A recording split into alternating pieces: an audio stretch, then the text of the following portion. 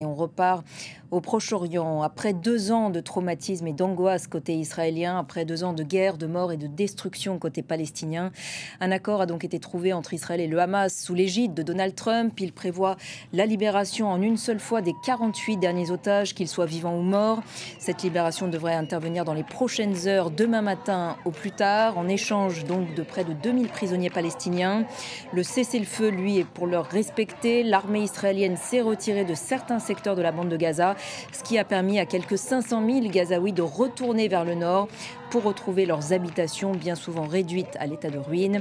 Alors quel avenir à présent pour les Gazaouis? L'heure des comptes est-elle aussi venue pour Benyamin Netanyahou après le fiasco sécuritaire du 7 octobre? On en parle ce soir avec notre invité Alain Diekhoff, sociologue, chercheur au CNRS, ancien directeur du CERI de Sciences Po, spécialiste du Proche-Orient, auteur de nombreux livres. Et vous avez dirigé, Alain Diekhoff, un ouvrage collectif qui vient de paraître, Radicalité religieuse au cœur d'une mutation mondiale, aux éditions Albin Michel. On y reviendra tout à l'heure. Bonsoir.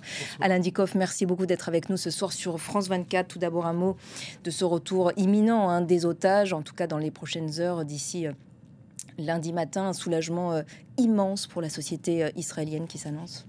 Oui, évidemment, parce que on peut dire que la libération des derniers otages, c'est finalement un petit peu la fin de la période qui s'est ouverte le 7 octobre. Parce qu'en réalité, la société israélienne est restée en quelque sorte coincée dans le 7 octobre et ses conséquences, tant qu'il y avait justement des otages à Gaza. Donc là, ce sera la fin de cette période qui a été très longue, qui a été très évidemment douloureuse, en particulier pour ceux qui avaient des gens en otage ou qui ont perdu des gens ou qui ont disparu. Mais évidemment, c'est pas la fin de toute l'histoire, hein, mais c'est cet épisode qui a été très long et qui va se terminer maintenant. Hier soir, sur la place des otages, Donald Trump a été acclamé. Steve Witkoff et Jared Kushner, le gendre de Donald Trump, étaient sur place. Benyamin Netanyahou, lui, a été hué. Il y a toujours ce sentiment au sein de la société israélienne que le Premier ministre n'avait pas pour objectif principal de ramener les otages. Non, clairement, je crois qu'il n'y a pas d'ambiguïté. Tout le monde est d'accord pour dire que ça n'était pas son objectif prioritaire, loin de là. Évidemment, il payait toujours une sorte de tribut à cette nécessité de libérer les otages, mais en réalité, c'était pas un élément stratégique central pour lui. Et le Forum des familles des otages le lui a souvent reproché. Et donc, qu'il y ait eu cette réaction n'est pas trop surprenant.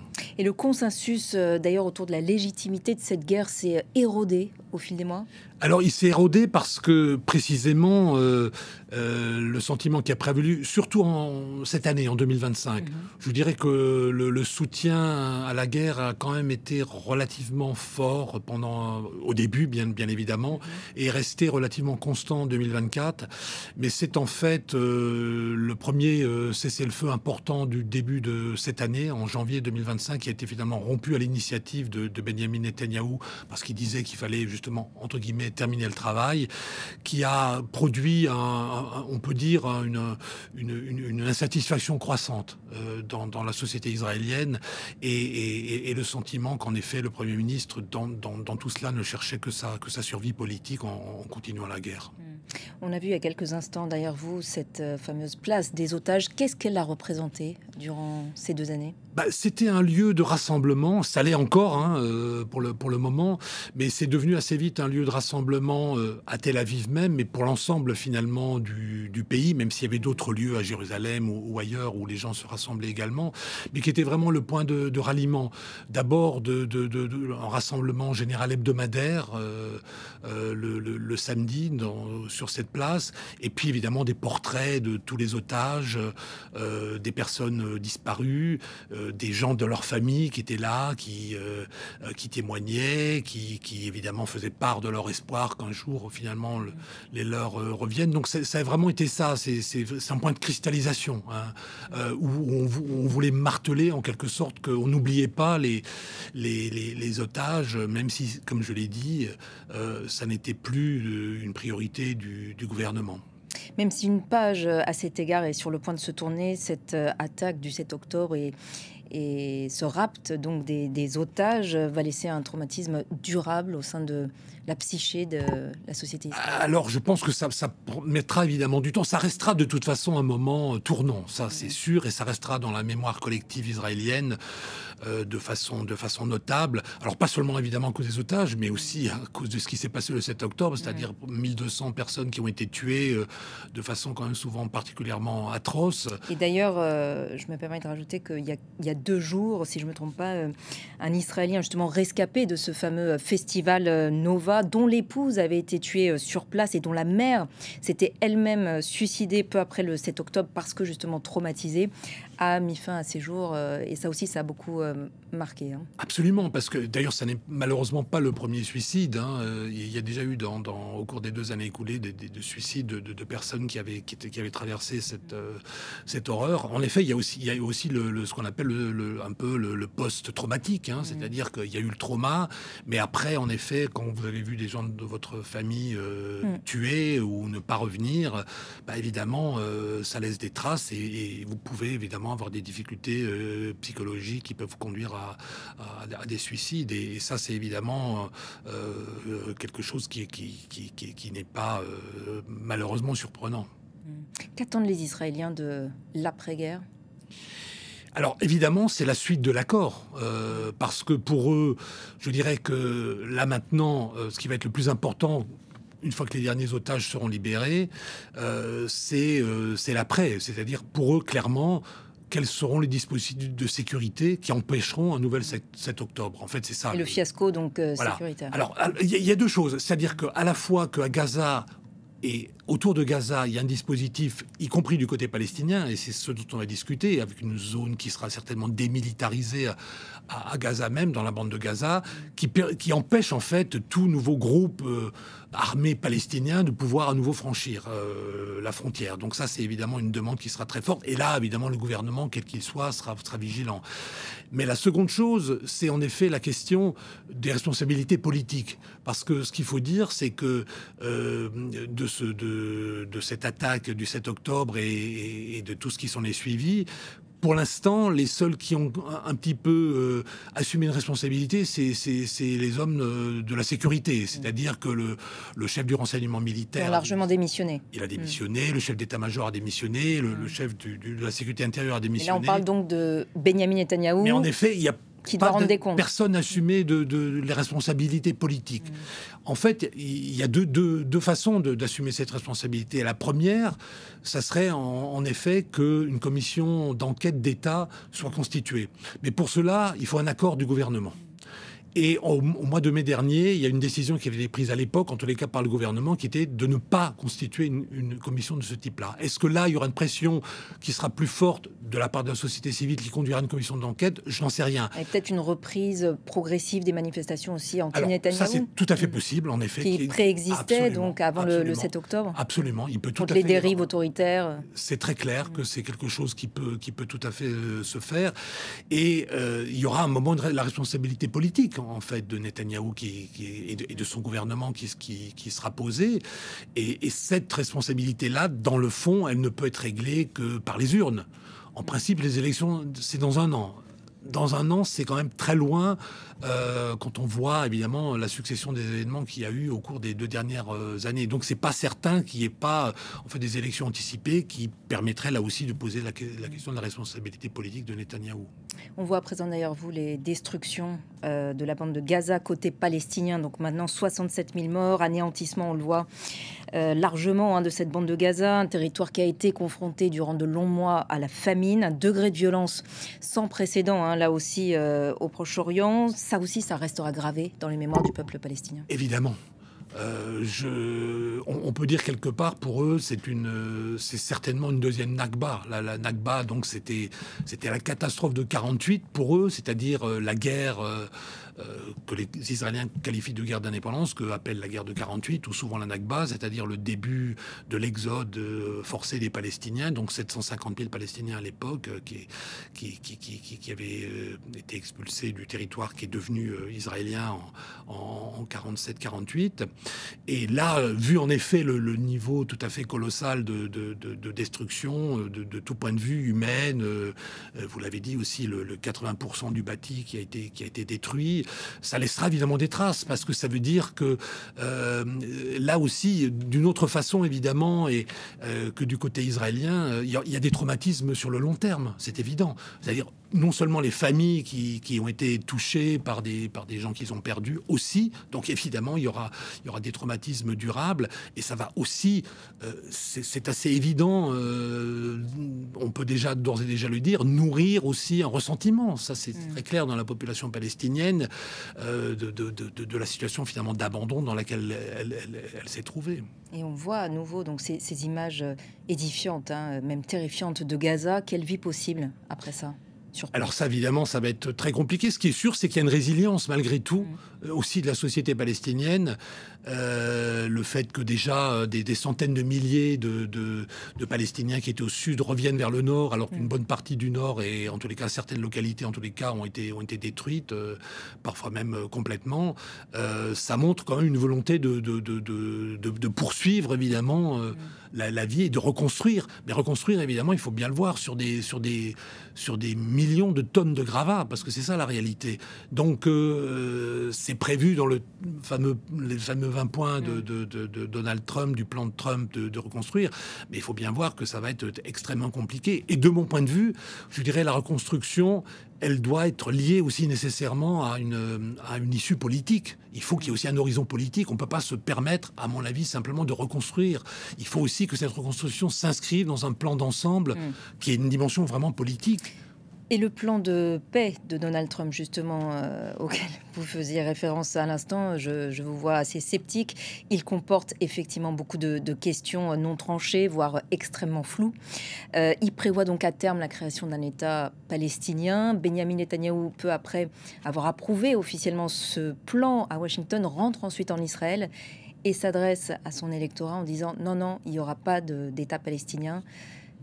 Oui, il faut bien voir que les 20 points du président Trump sont assez clairs sur les phases de cessez-le-feu et ensuite de démilitarisation du Hamas, même si, à mon avis, ce sera très compliqué à faire malgré tout. La supervision par une force de stabilisation, bon, tout ça, il faudra en plus, les détails ne sont évidemment pas du tout précisés aujourd'hui, il faudra le faire.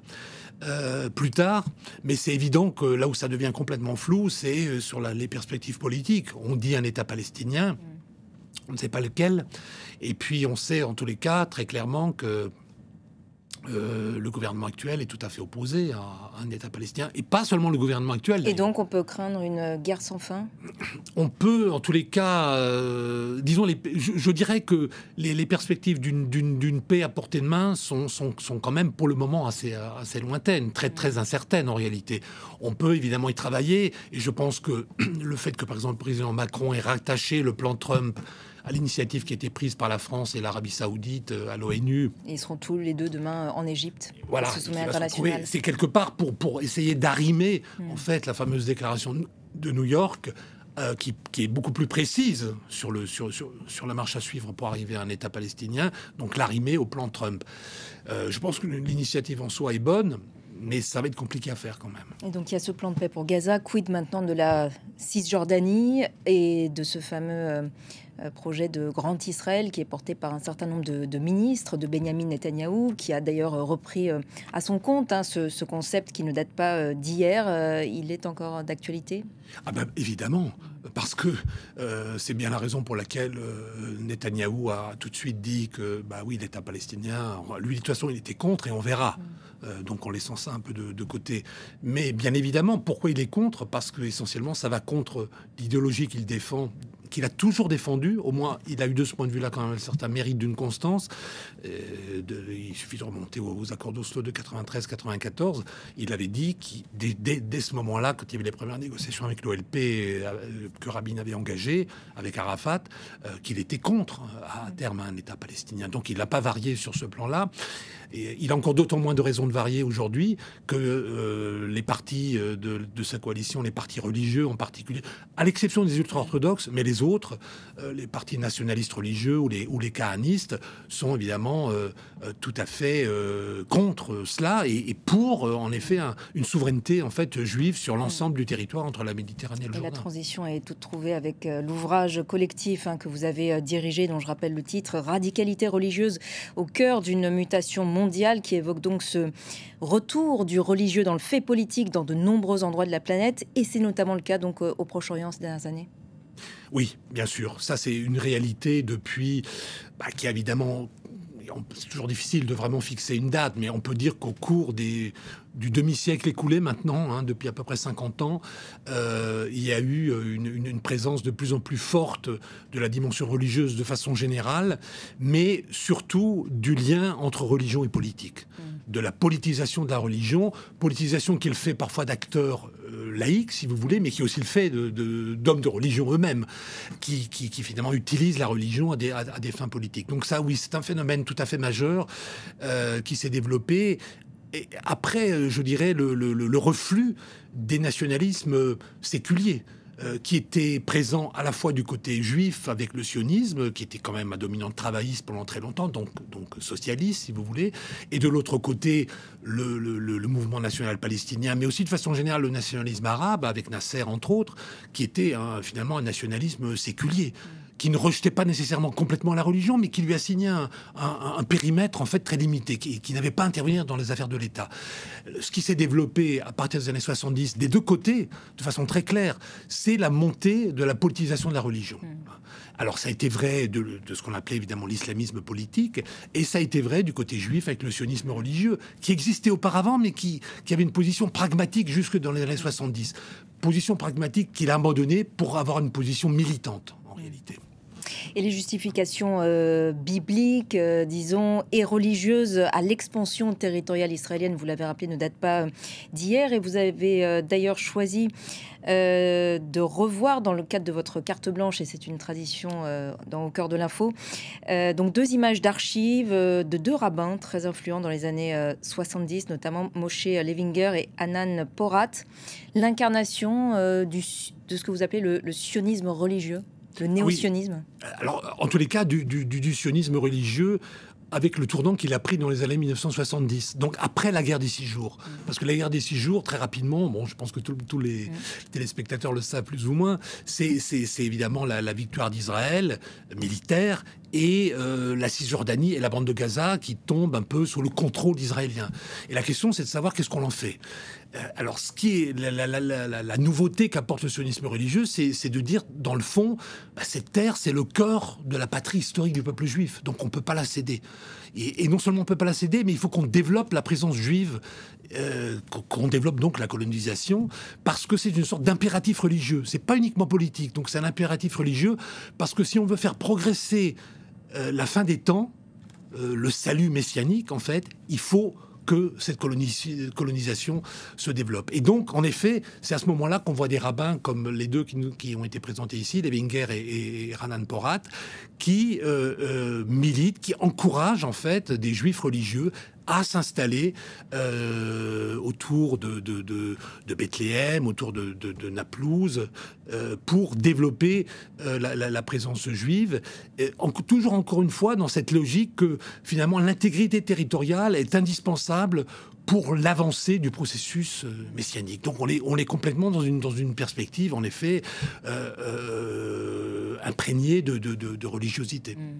Pour élargir maintenant au reste du monde, puisque c'est l'objet de cet ouvrage collectif que vous avez dirigé, comment expliquer les ressorts de ce que vous appelez cette effervescence du religieux un peu partout dans le monde, alors que pourtant, il y a cette idée largement répandue que nos sociétés sont de plus en plus touchées par le sécularisme? Alors, ça dépend de quoi on parle.